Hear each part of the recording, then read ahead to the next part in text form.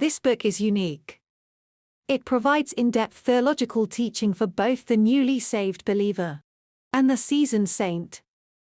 It breaks down Scripture as it pertains to our salvation in Christ, but through a powerful and fresh lens, Christ as our city of refuge. Sonia, a natural pluralist from her extensive biblical knowledge to connect Old Testament history with New Testament theology. The result? A new perspective. A deeper understanding. A revelation of what the cities of refuge truly signify, and how they still matter today. This book reveals Christ as our high priest, our refuge from Satan, the revenger of blood, seamlessly bringing the then into the now. Sonia's writing is warm, conversational, and deeply engaging. Yet it is rich with scriptural references that invite you to dig deeper. This is not just a book, it's a teaching manual and a revelatory tool for every believer. About the author.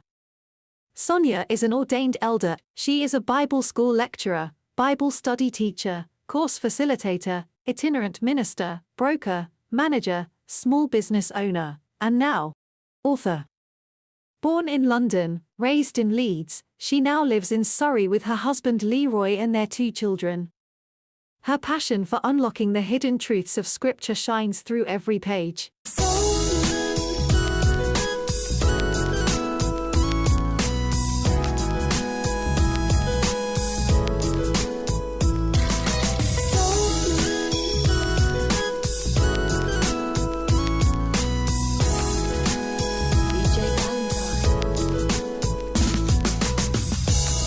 Well, guys, welcome to another great interview. I have somebody who is going to, in quotes, absolutely blow your socks off today. She is a woman of faith, serves as an elder at Ruach City Church. Her husband is one of the meanest bass players out there. Can we welcome? I've got to give her her official title. I'm going to call her Sonia throughout the interview, but she is an elder at Ruach City Church. Elder Sonia Hogg, you are indeed welcome to Soul Food Gospel Radio. How are you doing today? Thank you, DJ Val, or Elder Val. Well done, well done. I got it right. You got it right. You got it right. Yeah, I got it right. I'm very well, actually. Glad to be on. Slightly nervous, but yeah, I'm glad to be on. But yeah, it's been a great day. Absolutely nothing to worry about. At the time of recording, the weather is absolutely amazing. This may well change. Yeah, it will tomorrow, apparently. yeah. But at the time of recording, we've got some of the best weather that we've had out here in the UK, and we're really, really grateful. So, Elder Sonia, brand new book out. I think it's so on point and so on topic at the moment. City of Refuge, right? Yes, City of Refuge. City of Refuge. And the reason why I say it's on point, and you'll probably be able to dice a little bit more into this, is I heard that President Trump has a few issues with City of Refuges in the Americas, right? So I'm sure as we go through things, you'll be able to explain what it is, and you might have a little bit of insight and maybe a little bit of wisdom to share for him as well as the interview progresses, right? Yes, yeah, and it's funny that because I actually mentioned that, or those sanctuary cities they're called, there in you the go. book. I see. Now we've already gone off on a tangent because I didn't know that they existed, right? Yes. And it was one of my wife's cousins said that they were in Arizona or one of those places, and that's like a sanctuary city, and they're safe there, and I think immigration rules don't really apply if they were there as well. And I'd never heard of it before. I'd heard of it in the Bible, because obviously we'd learned, but I'd never realized it was a real thing that America actually practiced it. So I think we're in for an interesting day. I don't go too much into depth in the book. I do mention it's actually on the last page if you continue to read, but I do mention it.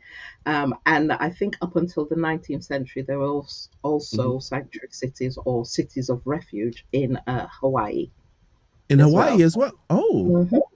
So up until the 19th century, I'm not sure it's still there. And don't ask me to say the name because it's a name that I don't want to destroy. I can't say it in local language, but yeah, it's in the book. But Okay. yeah, there was one. There was some in Hawaii as well. Okay, well, that's good to know. I had no idea as well. I think it's a whole new thing, and we're going to get into that. But let's know a little bit more about you. So, in the intro, we understand that you. I think you came into your own when you were teaching Bible study. Teaching. We used to call it BBI, but when you were teaching at the academy, Yeah. the lecturer, I think that's where you just, for me, it was like gazoom, you just took off. It was amazing. But apart from being that, you're a lecturer, small business owner as well. You're now an author. You're a broker. You wear many, many, many, many different hats, right? So how do you juggle all of that? And tell us a bit about yourself. Yeah, I don't know how I juggle. God knows how I do it. Okay. Well, I am. For my parents, I'm an only daughter. I have three brothers. Mm-hmm. And we always grew up in the church. So my parents were in the church. My mother was a mother in the church, and my dad a Mm-hmm. deacon. So I always say I was born on the altar of the of the church. Basically, that's what Okay. I Okay. do. And if the truth be told, I never thought, because I grew up in the church, I knew church politics. So I never wanted to be part of the church. I never wanted to do um, church things. I never wanted to be involved in that. I was quite happy being a lay sister, just sitting down. And the preacher, the one that taught, should have been my brother. Um, so that's my background. I was more into sports. I used to run 100 meters, 200 meters, that type of thing. So I was a sprinter. Mm. I actually could have ran for Leeds, and was looking at Was the it whole of Leeds the UK. Harriers? Is it Leeds Harriers? Yeah, yeah. I used to Ah, there you play in go. that company. Um, and I've got a couple of medals there. So the 4x100 meters, I used to run the third leg. So I was a sprinter. But back in those days, I know I look younger than I am, but back in those days, there was no money in athletics. So it was trying to do something else. So me doing what I do now wasn't Mm-hmm. never part of the career progression for me. So I moved Mm. from there. I also have my family's uh, are musicians. So very funnily, I've married a musician. Although I Mm-hmm. didn't want to marry a musician, but we all had to play because my dad played. So we all had to learn an instrument. So very musical as well. And I decided to come away from the keyboards and the guitar, and decided I wanted to play the saxophone. So I Okay. did all that.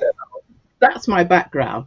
Mm. I always wanted to teach, but Okay. it was never something I saw of as in church. I wanted to teach English as a foreign language. I wanted to teach English really. And all through my school, I did English language, English literature. So we called them GCSEs back in the, not GCSEs, O levels back in the day, onto A levels. That's So right. my You say O it was O levels now, levels. people look at you like, what? Or what were you talking Hello. about? Um, So I did that. I did A levels, and onto my degree was always around linguistics and language. Mm. And I was actually, before I met my husband, funny story, Mm. I wanted to teach English as a foreign language. So I did Spanish at university. My lecturer was Mexican, and I was actually going to Mexico. So I had it all planned to go to Mexico to teach English as a foreign language. And Wow. all I had to do was I was in my last year of my degree, and I had to do a 3 month, they called it a TEFL course, a teaching English as a foreign language course. Mm-hmm. And all I had to do was that 3 month course. I was all set up to go to Mexico. My lecturer had contacts out there and everything. And I met Leroy, who is now my husband, but I met him just before I went to do the TEFL course. And without going into too much, the rest is history. I never got there, and I stayed in the UK. But I always wanted to teach. I used to love teaching. I remember I must have been about 10. My dad bought me a blackboard. I used to line up all my teddies and dollies in the Oh bedroom, my and I used to God. teach them. I literally used to write on the board, and we had school in my bedroom. So if I take that, and I'll use a phrase that you'll see in the books or in the natural, so in the spiritual, Hmm. um, all along, that's what I wanted to do. I wanted to teach. I used to teach adult literacy whilst I was at uni as well. So I Okay. used to Okay. do all of that. So that for me was beautiful. Mm. I came to church one day, and Pastor Penny prophesied to me, and she says, "I know um, that you think it's natural, but it's actually spiritual, and the gift of teaching lies within you." Um, at the time, I was like, "Yeah, I didn't want to hear that. I just wanted to go and do it naturally, not spiritually." Um, and then the next thing I know, this is just before I got married. Mm. Um, and so at my old church, I did used to teach Bible study at my old church. And so when I came across to Ruach and I got married early days, uh, Elder Francis, as he was at the time, now Bishop Francis, Mm. asked me to do the Bible study. Okay. The rest is history, as they say.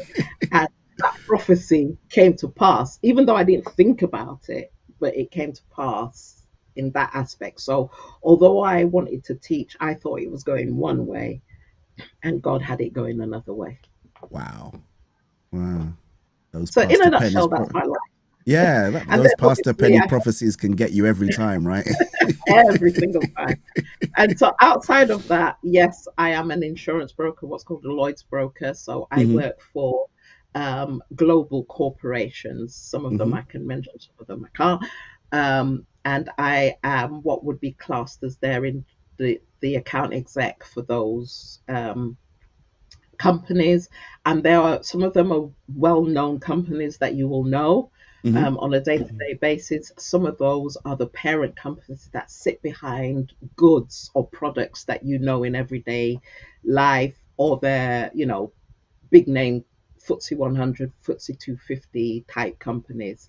So I not so much now since lockdown, but I do travel a lot because I've got clients based in America, in Hmm. Europe, across the seas. So I do Mm. travel a lot. I used to travel a lot. I'm now a lot older, and I now sit more in leadership. So I have people that can go. Can go. Yeah, You can get go. the jet lag. Yeah, I don't particularly like traveling, so they can Oh. go. But yeah, that's what I do. And so many more things. I knit. I'm a knitter. Um, Oh. so I like to knit. That is my, like, I guess it's my comfort factor. Mm. It de-stresses me. Mm. As you can see, I use my hands a lot, so I can never sit without my hands doing something. So knitting is something that I do. So my small business is a little Etsy shop where I sell scarves and hats and that kind of thing that I've knitted. There Well, I you had to go. do something because they were piling up So in the you house. just open the It's like, shop. yeah, So open the shop and start selling the stuff, right? yeah, so it's full of because they're just piling up. And Oh. my husband's like, "This is ridiculous. You don't even wear them." So I thought, well, I have to do something. Okay. And Because yeah, so how's that going as a business then? Is it going well? it's. Do you know what? Yeah. Can I can I be honest? It's a hobby. Um, I don't really treat it so much as a business because it's a hobby. It's something that I do. So um, I'm sure your listeners will understand that if it's something that's a hobby, you don't always think of, yeah, I got to make a profit. I got to make a profit. So yeah, I need to concentrate on it. Okay. It's the Or answer. it's good to do something that you love. So Yeah. it can well be. But I was thinking in my head, I was thinking, are things moving out quicker than you're making new ones? Um, Summer, yeah. Summer, Sometimes I okay. have to, yeah. And there's peaks and troughs like anything else. So, the Christmas period is crazy. Mm. Um, Yeah, so yeah, and obviously, yeah. obviously winter, Mm. but I can say that I am global, so I have sold overseas as well. So that's not too bad. Well, and I'm sure you've assessed the risk, haven't you, worldwide? So And, you're. although I'm not sure about the tariffs now, how that's anyway. Oh, We won't go it's another story. Are you on 124% tariff? I don't know. You may not be. no, 10 at the moment. 10 at the moment. Okay. I'm Let's see. sure I'm under the radar. Yeah, I don't imagine the president of the free world saying, "How about that young lady? Yeah. Originally from Well, Leeds, she's got some knitwear. We want to stop all of that coming in." yeah, So that's a we can do it in terrible Trump impression. Anyway, all right. So I think you mentioned anyway, growing up. So you grew up in Leeds. All right. What was that like? Just growing up in Leeds. So growing up in Leeds was fantastic, really. Mm. I am a woman of the world, I should say. So I was actually born in London. My family Okay. came from London, so Mm-hmm. I was a Chelsea girl. All right. Mm. Oh, I say. Yes, darling. Chelsea, that's where I was born. I was born in Chelsea. We lived in Fulham, those areas, so Yeah. West London. But we moved when I was 6, and we actually, my dad wanted to go back to Jamaica, so we emigrated to Jamaica, and I lived there for a year and a half, Mm-hmm. roughly. Um, and then we came back, and when we came back, it's really funny because you know the expectation was that we'd come back to London, and for some reason we ended up in Leeds. I don't know why. I think my dad got talking to someone that he'd met in Jamaica, and they said Leeds is fantastic, and he decided to move back to Leeds. So we ended up in Leeds. Mm-hmm. Um, didn't think there was any family there, Mm-hmm. although it turns out we did have a set of cousins in Leeds.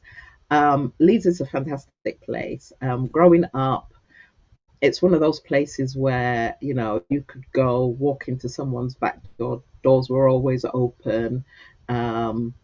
People knew each other on the street. I'm sure it was like Mm. that back in the day in London, but people knew Yeah. each other in the street. You couldn't go anywhere because everybody knew you, right? So even though as children we would go far to play, everybody knew you. Mm. And you knew what time it was to go home, and if you didn't, it'd be like, Sonia, love, what you doing out here? You need to get home, and that's my Leeds accent, but you need to get home, love. Get home. So everybody knew you. So I'd go to my friends, never knocked on the door. We just walk in the back. Yep. Very friendly city. People say hi to you. Hello, doc. You're all right. All Mm. those sort of things. So I had a great childhood, to be honest. I didn't want for nothing. It was great. We had friends. We played out. Still had to learn our books, but yeah, it Mm. was a great childhood. And I think it was such a friendly city as well. You knew your next door neighbors. You knew the Yeah. people across the street. They all knew you. You all played out together as children. So Mm-hmm. yeah, I had no qualms with Leeds. Yeah, I've got one of my work colleagues is from Leeds as well, or very close to Leeds, I think it is. Yeah. Well, I might have got it wrong. She's not going to shoot me. I'm not from Leeds. I'm from somewhere else. But yeah, I always find people from North, they are much warmer.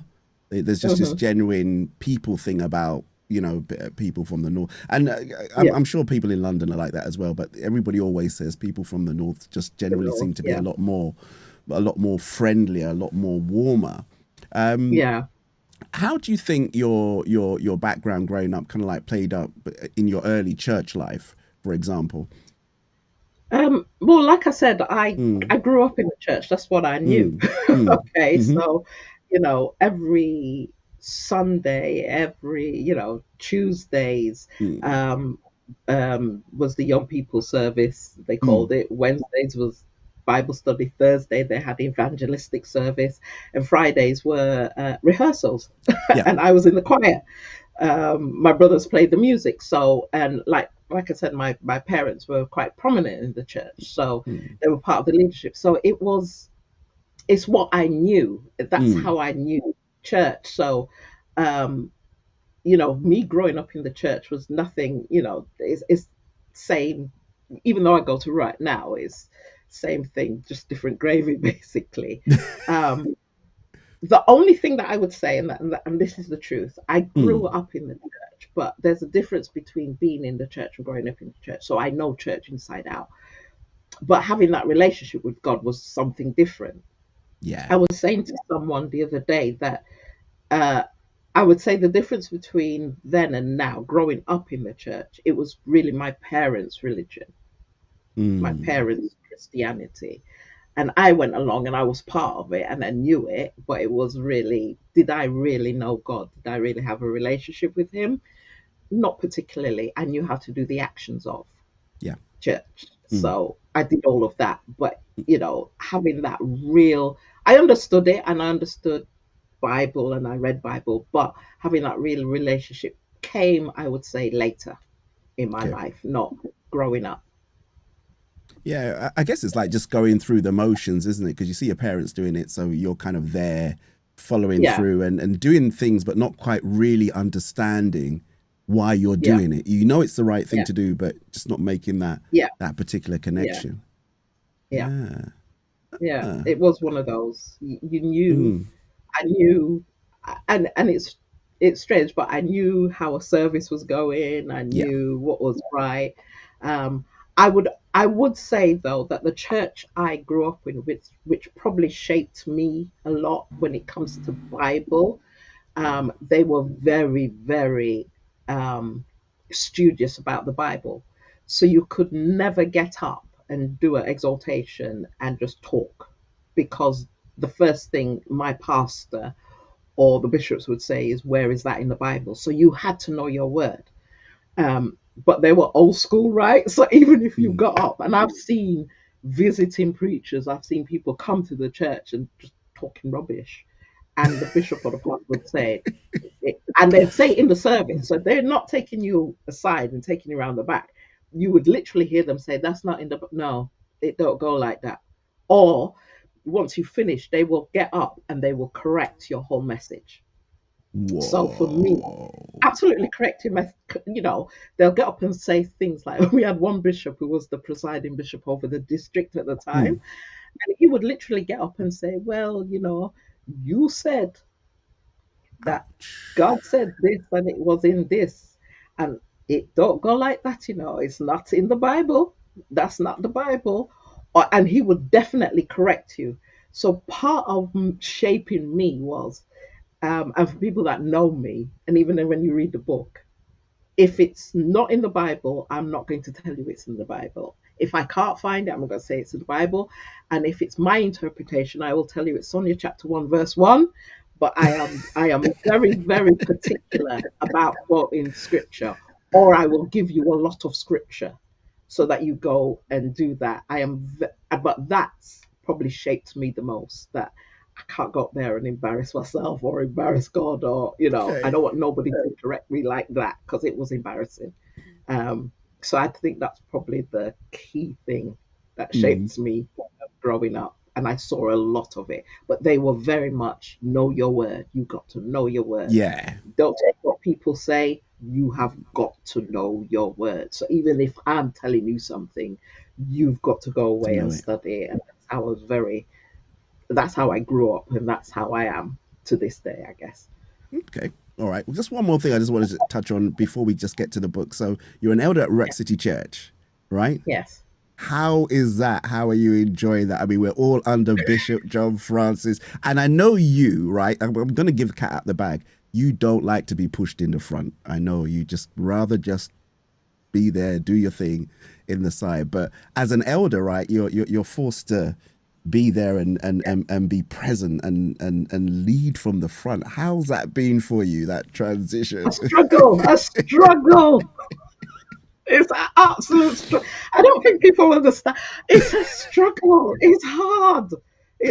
And I hope Bishop's not listening.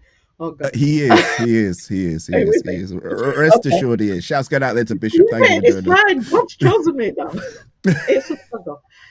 Like I said right at the beginning, this was never supposed to be in my head. And I know God has different plans.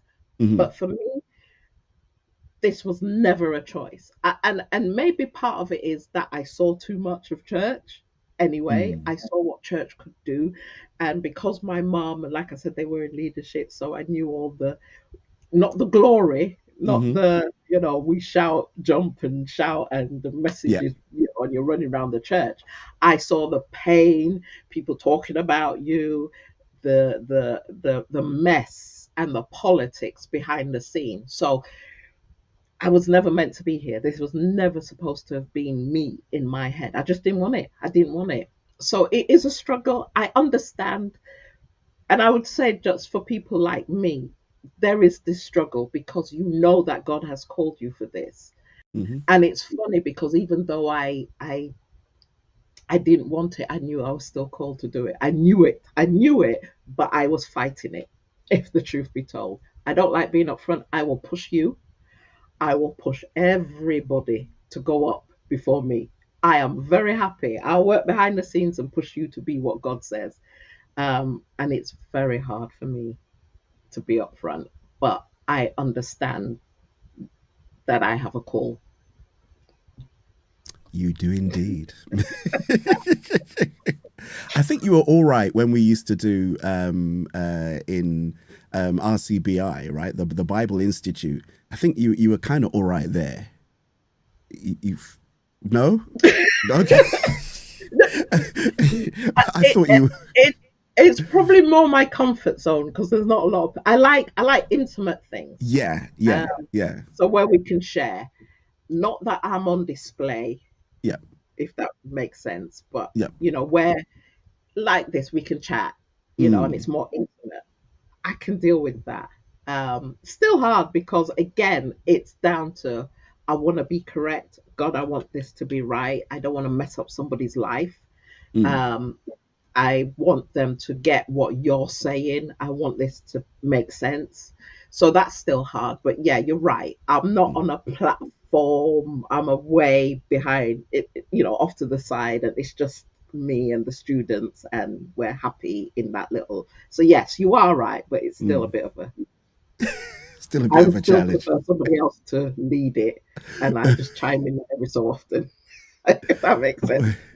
Well, yeah, okay, that does make sense. That does make sense. And the blackboard's really the center of attention, really, isn't in there, or the whiteboard. So you're just kind of like supporting what goes on. Yeah, I'm the supporting act to the whiteboard. to the whiteboard. Oh dear. All right, so let's talk brand new. For dear life. I know, right? So we've got the brand new book out, Cities of Refuge, right? Interesting topic. I mean, we kind of spoke about it a little bit in the beginning because it is such a fascinating thing. So tell us about, for somebody that doesn't know, just kind of like give us a synopsis of what the book is about and what are Cities of Refuge. Okay, so I'll probably tell you what the City of Refuge is. And I'm not going to go too much into details because you need to go and buy the book. Yeah, because you need to go and buy the book. Yeah. Yeah. So the City of Refuge it's really in the name. So it's you find it in the book of Joshua. So it's when the children of Israel entered into the promised land and they started to divide the land. And God said, okay, you've divided the land between the tribes, etc. And within those lands, you need to appoint or put into place cities of refuge. And the cities of refuge were for two types of people. It was for the foreigner, but it was also for the person that accidentally kills someone. So not murder, but manslaughter. Manslaughter, okay. So for the foreigner, so somebody who comes and doesn't know the land. So if we class it as today, we'd probably say an immigrant or someone seeking asylum. And for those that accidentally did not mean to kill someone, so manslaughter, we class it as manslaughter today as opposed to, premeditated murder. Yeah. So that's what the Cities of Refuge is about. And so the book itself takes you through why it was set up, what it means, and where they are located. Because they're I don't want to give too much, but they are located quite interestingly. in certain places. I think you can still whet people's appetite by saying some things as well. I know there's that thing where you say I don't want to give it all away, but I'm anyone listening now. I know that they're compelled to go and buy the book, so it's fine. You're good. You know, no one's going to go. I don't need to buy it because she said it all. They're going to want to read. Yeah. Mm-hmm. So they're located within certain areas of the land of Canaan. In fact, there's some located just before you get to Canaan. Into Canaan itself, and some are located within Canaan, and that's because they had to be accessible to the tribes. Okay. All of the tribes and all of the land, they had to be accessible. Some are placed high, some are placed low, and it's for access and ease of reach, basically. So that's where they're located, and I talk a little bit more in the book about what those locations mean. And then the city of refuge itself, it's really around the Levitical priesthood and the high priest. So there had to be a high priest that resides within that city of refuge as well. So when the foreigner or the one that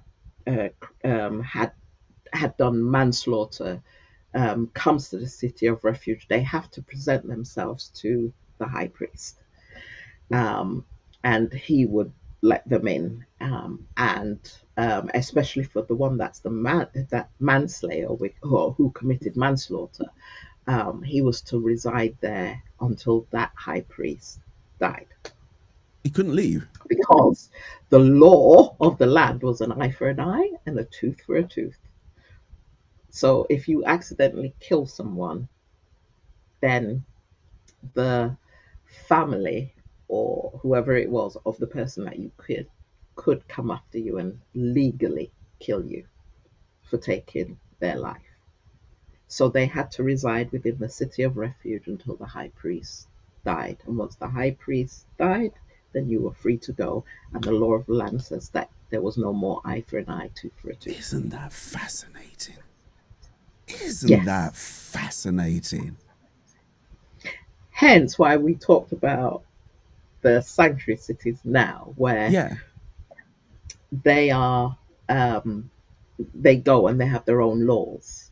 And as long as you reside within there, used to reside in there, then you are okay, as long as you stayed within those boundaries. So let me get this right, just for anybody else. So you do something that's wrong, all you would need to do is hightail it to one of these cities. But yeah, it depends on what you do. Remember, I said 2 types of people. Yeah. Manslaughter, not murder, manslaughter, or you're a foreigner. Okay. So manslaughter is you accidentally do it. You did not do it on purpose. Something happened. And the Bible talks about like the axe head. So, if somebody is chopping something and the axe head accidentally flies off, hits somebody, say in the temple, they die. You didn't mean to do it. It was an accident. Yeah. But the law of the land said, well, you did kill someone because it was your axe head that, but it was unintentional. Yeah. But it was unintentional. Then you would be classed as that's manslaughter. So you then could go to the city of refuge and get refuge within those borders. So, I mean, there's a lot of topics that your book could have been on. How did you end up on this? So funnily enough, it was my brother many years ago, many years ago, did an exaltation, and he touched on the city of refuge, not in depth, but he touched on it. And if you remember, I said to you that I grew up knowing the Bible. That's what we knew. My mum, she was a scholar. We knew the Bible. I come from a church that you better know your word. And I remember him doing this exaltation, and I remember sitting there thinking, this, much like what you're doing now, DJ Val, this is interesting. And I was like, that's not in the Bible. Where's he getting this from? Because I kind of prided myself on knowing the word. So I was like, And I think, so I got my Bible and I'm looking at it and I'm thinking, this is fascinating. I am the sort of person that I like stories. So this sounds really, how do I put this? I find it sometimes hard to read Christian books if they're just giving me theology, theology, theology. Okay. I'm the sort of person, give me a good story, but give with the theology, I get it. And this gripped me because I was like, wow, you know, in my head I was envisioning someone who'd kill someone and then he's like, oh my God, it was like a movie to me. Mm. So I remember looking at it and I parked it, to be honest, I parked it because I wanted to do some further study, just didn't do it for a number of years. And it wasn't until I started teaching at the Bible school. And Ah, I was that's where I first heard it as well. yeah. So I was asked to do the history of Israel, and I passed Yes. it past part one. And I looked at the book of Joshua, and it came up again. And it was really funny because I remember at the time somebody said I remember, well, I don't remember saying it, but I remember teaching it. And then somebody said to me, sort of, a couple of weeks later, you kept saying there's a revelation in this, but you didn't Yes. go any further. But you kept saying there's a revelation in this. And the truth be told, at the time, I didn't know what the revelation was. I just was telling them this story, but I was looking at it more of the natural. This is what happened because I'm giving the history, right? And so when they said that, I was like, did I know? Like, yeah, she said you kept saying it over and over and over again. So it was that triggered me then to start looking at it. Yeah. But the truth was, I didn't look at it with a book in mind. I looked at it more with this is what I'm going to teach Okay. in mind. So I'm doing my notes, and as I'm doing my notes, there's more and more and more notes, Coming more and up. more and more notes. Mm. And I think it was my husband and a guy called Seth said, make a book, write a book. And I was like, yeah, this ain't good enough to be a book. And that's why I left it a long time. And then I looked at it and I thought, well, God, these are many pages. So I sort of put a manuscript together, sent it to a couple of people and said, what do you think? And really, the rest is history because it was never supposed to have been a book. It was just me getting my notes together to teach. Okay. So how long, two questions, how long, okay, let's do the one question and then maybe we'll go somewhere else. So how long did it take you to get it all together and get it to, we know the book's been released now, but how long did it take you to get it all together? From there's a revelation in this. Oh, here we go. From there's a revelation in this to the book took about 15 years. 15 years? Mm-hmm. Huh. You could ask me why. I was going to say 15 years. That's not bad. Do we expect to see the next one in the next 15 years? All right, tell us why. You got to tell us why. Come on, Sonia, you got to tell us why. Again, I had to deal with me, but remember, I started off with this is just a teaching. So it was never meant to be a book. So this was just me teaching Bible school. So I did that for a good couple of years. I didn't realize I kept saying there's a revelation in this, but I said it quite early on once we started the Bible school, but I never did anything with it for years. So it was right in my notes. And every time I had to teach, because obviously I taught it on an annual basis. So every time I taught, I added to it. So every year there was something else and something else. So that's why it took so long. And then once it was in play, which probably 10 years after that. So a good 5 years of me saying it's not good enough. It's not a book. Not good enough. Yeah. I don't want to release it because I'm a reader and I expect it to be like this, War and Peace. I like So I expect War and Peace, and this is not War and Peace. It's not, nobody's going to read it. Nobody's going to, you know. So it was a good 5 years of Wow. doing that.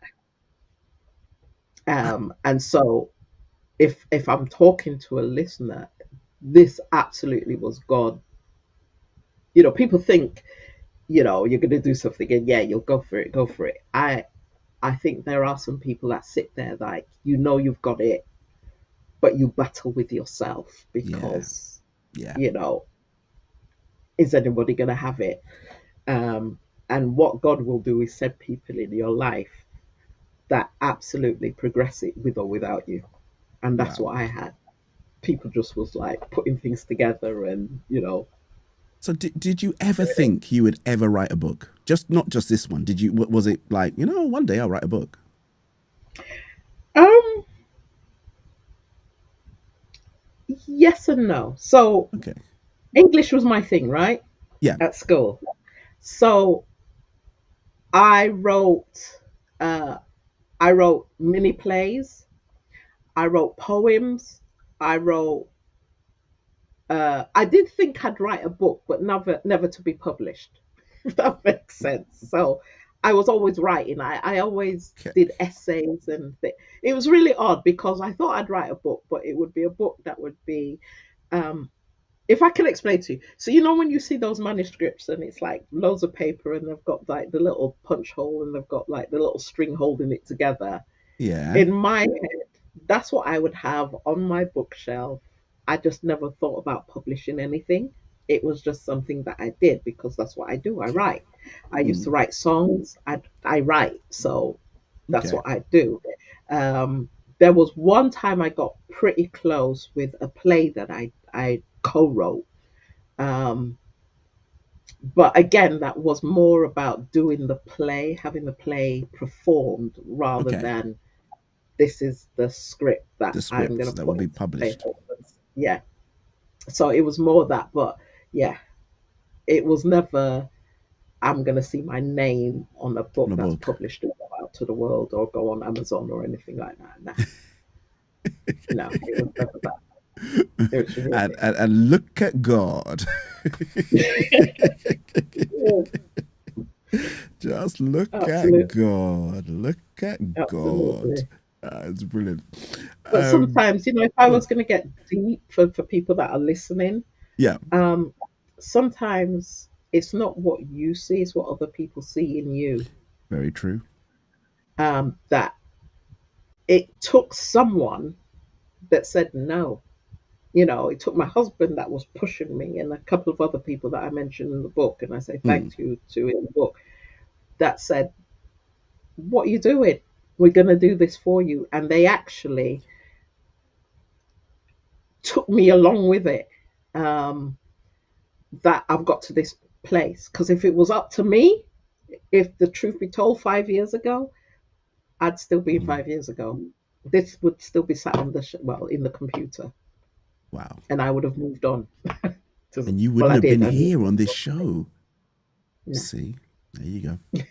Divine not purpose. the But you least. know, it's, and I love what you said. It's an encouragement when Mm, other people can see it. I think there's one thing for someone to say, I think you're this. And there's another thing for mm, them to say, I'm going to go with you on that journey. I think yeah, that's a completely different, because, you know, a lot of people say things, oh, I see you this, I see you that. But actually, I'm going to put, for want of the word, my money where my mouth is. And I yeah, believe so much, I will give my time and my effort, and yeah, we're going to move this ahead. And I think absolutely. that's brilliant. It's that That's I absolutely, believe in you, even yeah, if you don't. yeah, Um, yeah, and that's the key. yeah. That's the key. And God will put people in your life that will get you there, so that even if you don't believe at the time, by Mm, the time they're finished, you do believe yeah, or you do see it. yeah. And that's why you can never. What this has taught me: never dismiss anyone. Never dismiss. Mm-hmm. Because what I did, it was really funny because at the time when they said, no, no, no, we're going to help you. So I said, well, if you want me to publish this book, here you are. I'm not going to do anything. You source it, you do what you need to do, you find, you know, proofreader, you do all that. I'm not doing it. Um, I've moved on. I don't want to know. You just tell me when it's ready to go, or you need, money. That's what I said to them. And that's the truth. And if they were here, they'd tell you. Nero will tell you. Uh, I didn't want anything to do with it. Um, and the next thing you know, I'm seeing emails flying here and there. They've got this one, such and such, with setting up meetings for me to meet the proofreader, and they've done it Beautiful. all. Even down to the photo shoot for the book. Beautiful. They Beautiful. set it up and just said, make sure you turn up at this time. And then they say to my son, because they knew I wouldn't. So they say to my son, make sure your mum gets there and pick out the clothes and do Oh, all of that. bless. Because they knew I wasn't going to do it, but they did it all until I got caught up in the whole thing till it was like, Ron, you can't stop now with this clothes. And they've spent money, Mm. not you, but they've spent money, so you can't make their money go to waste. So Wow. but God will do that until you get into what He needs you to get into. Yeah.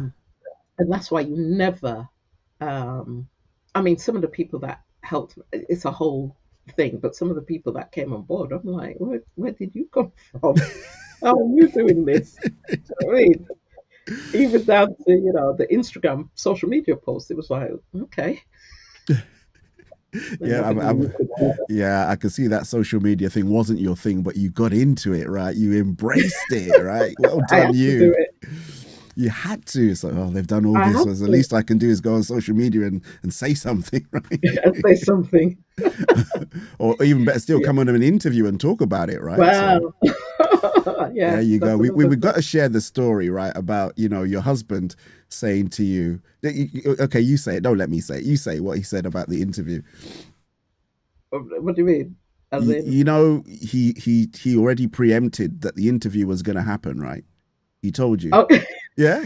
yeah, he tells me a lot of things. I ignore him for the most part. I try and ignore him. Yeah. But he will always say, "Oh yeah, you're gonna go on to." We did say you're gonna do Elder Val's interview, and I was like, "No, I'm not. Shut up or whatever." He even said that for those who saw my social media post about where Bishop called me up at Ruach at Super Sunday to talk about it, he even told me all of that. But yeah, he told me all about coming on and doing an interview and whatever, and I just ignore him and just say it's never going to happen. So when you contacted me, I was like, oh my God, god. right? And I even said to him, did you tell Yeah. Valentine to do this? Did you tell him to do this? And he's like, I was walking to it.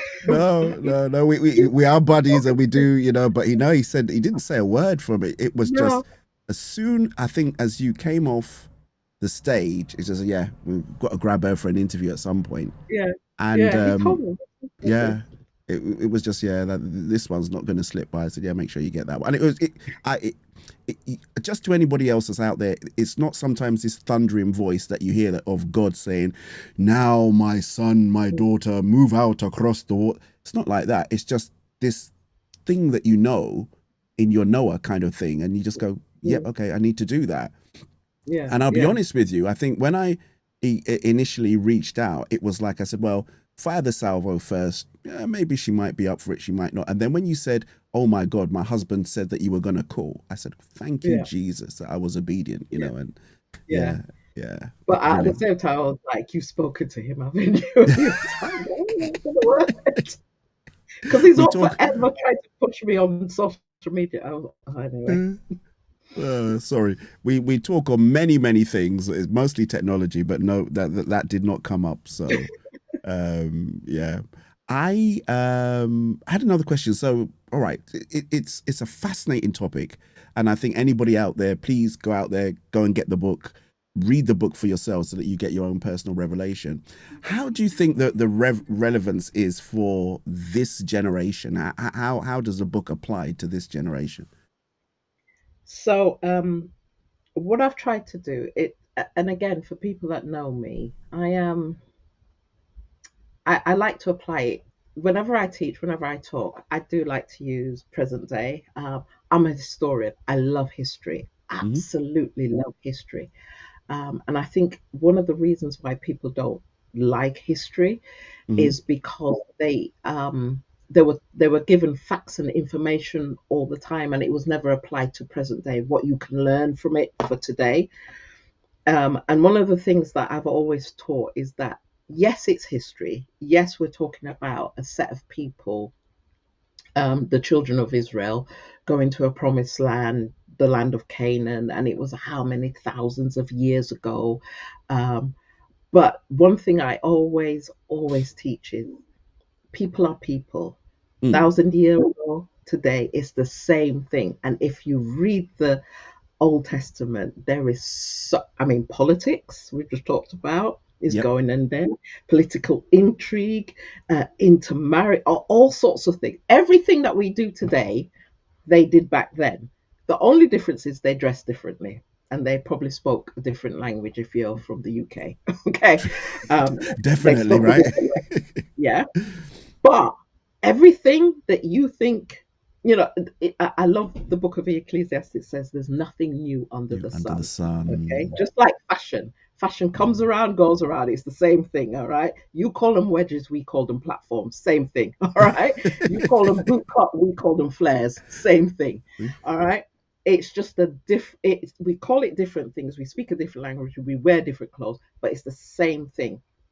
So when you read the book, what I always try to do is apply it to today. So I give you the historical and then I apply it to your life today. And what I've tried to do is intermingle as well. So even though I'm talking about historical things, I will also bring in 21st century things so you get, you understand the modern what I'm application kind of thing. Yeah.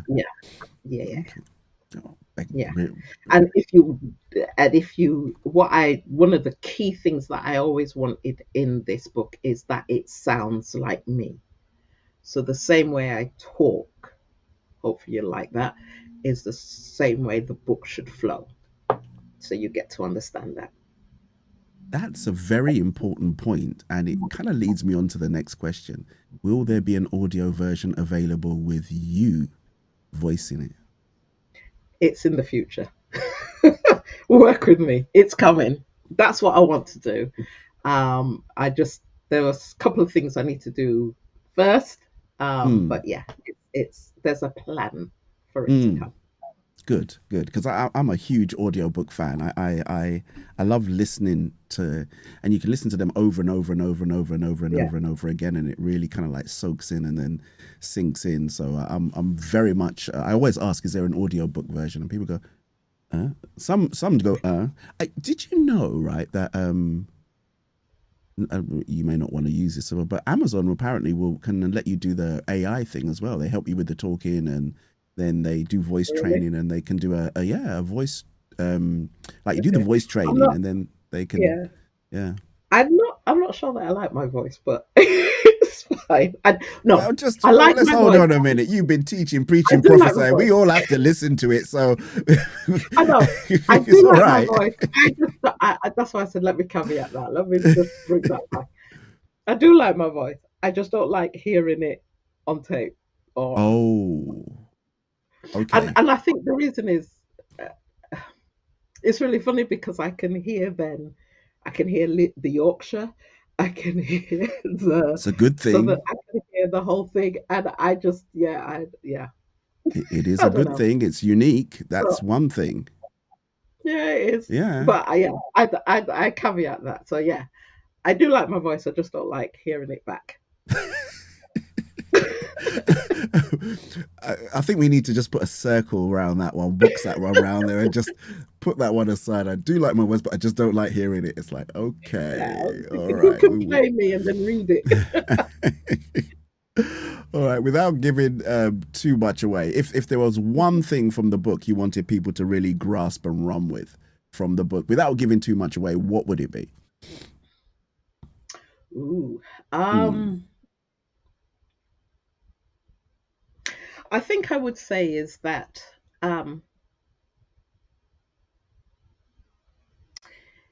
it doesn't matter what season of your life you are at, okay? If you understand the cities of refuge, you will understand that no matter where you're at, God is there in whatever season that you are in, and there's a place of refuge for you. Ooh. I think that's the takeaway, because sometimes we always think of refuge in a bad state, when we're in a bad state, and that's not always necessarily so. It doesn't matter whether you're high, you're low, you're happy, you're sad. You will always need a refuge. And that's why it's key. I talk about the manslayer and I also talk about the foreigner, because the manslayer technically has done something wrong. The foreigner technically hasn't. And they both need a place of refuge. They both need a place. You see, I think you just unlocked something, because that term refuge, you know, I think of refugees, I think of a refuge if you're homeless and you haven't got stuff. It always comes off as a bit of a, you know, you're either destitute or you're, you know, you haven't got stuff, so you need to be in this particular place. But you just said something that is we all need it regardless of whatever level we're at, right? Yeah. Absolutely.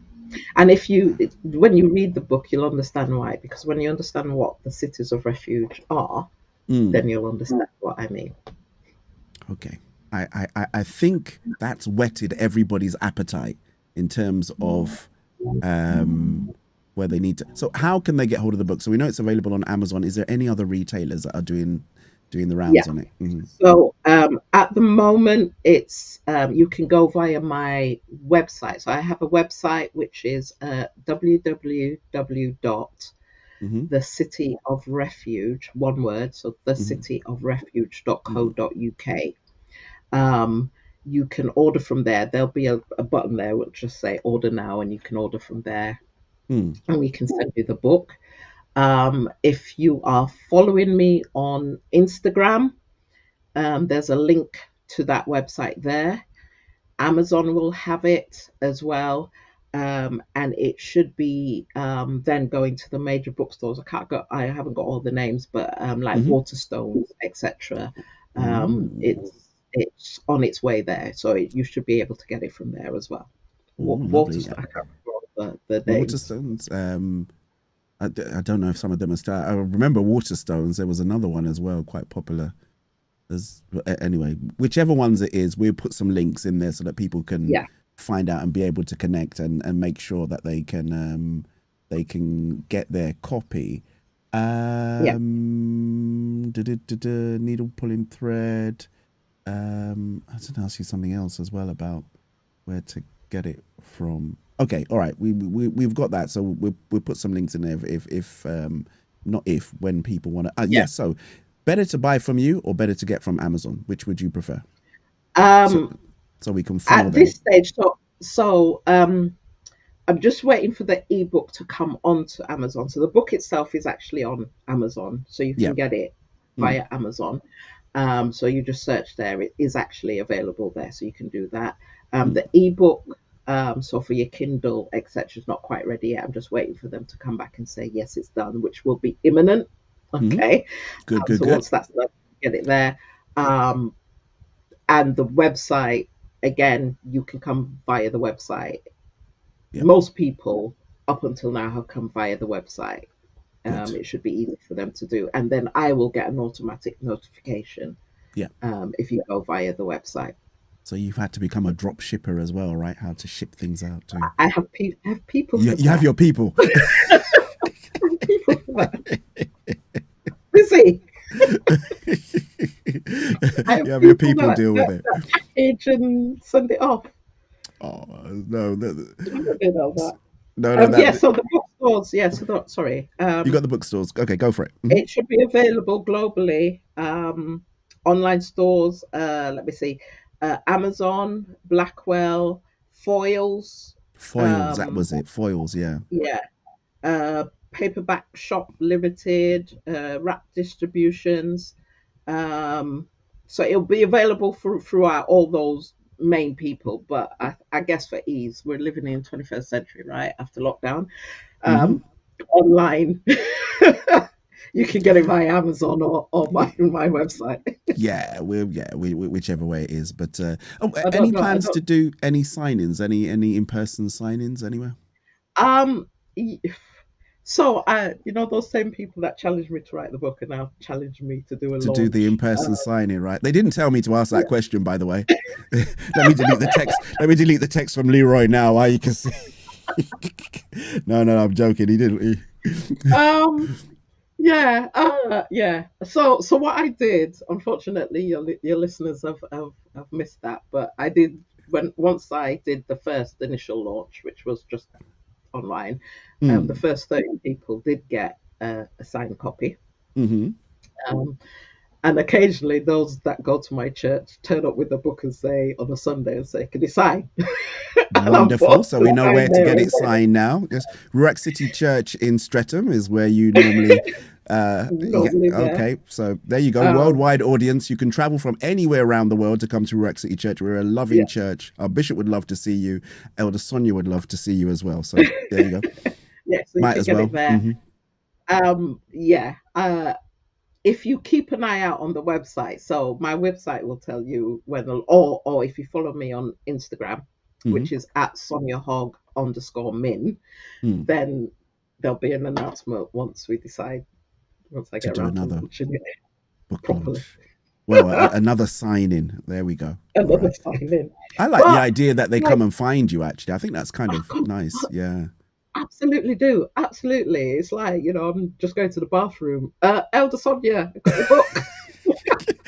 As you come out, right? Just secure people lined up. And I keep saying, I said the first 30 people, we don't care. Yeah. The 30 ends with me. Yeah. We don't care. You're signing. I'm like, all right. Bless. I mean, it's a testament to the kind of person that you are. And if you weren't open and, friendly and approachable, people wouldn't even, they probably, get someone to try and pass it on to you and ask you to sign. But, such is your nature that you're that open, very cheerful, that northern personality seems to push through, and it just makes everybody kind of like gravitate towards you. But it's been really, I am really excited about this book. I think it's not too big as well. I don't like big books. It's small, so it's something that I definitely, I'll be able to manage. So I'm definitely going to give it a good read. Yeah, I would say that the way I've written it, though, so that the people are going to buy it. My tip is read it through once. It's very simple. It's on one topic, right? The Cities of Refuge. Read it through. What I've done in the book, it's a Bible study as well. So once you've read it through, then go grab your Bible, because I give you a lot of scriptures. And then what I've done also after each chapter, I give you some personal, like a page for you to jot down your personal thoughts, key takeaways, prayer points, all of that kind of thing. And then once you've read the whole book and you've done your Bible study, there's another page about self-reflection. So it is something that you read, and you should be reading again and then again and again. And the truth of the matter is, all the revelation is not in the book. I haven't got all the revelation. God is the revelation. So Amen. You might, in reading the book, and hence the reason why I gave you specific pages where you can drop down, you might get your own revelation.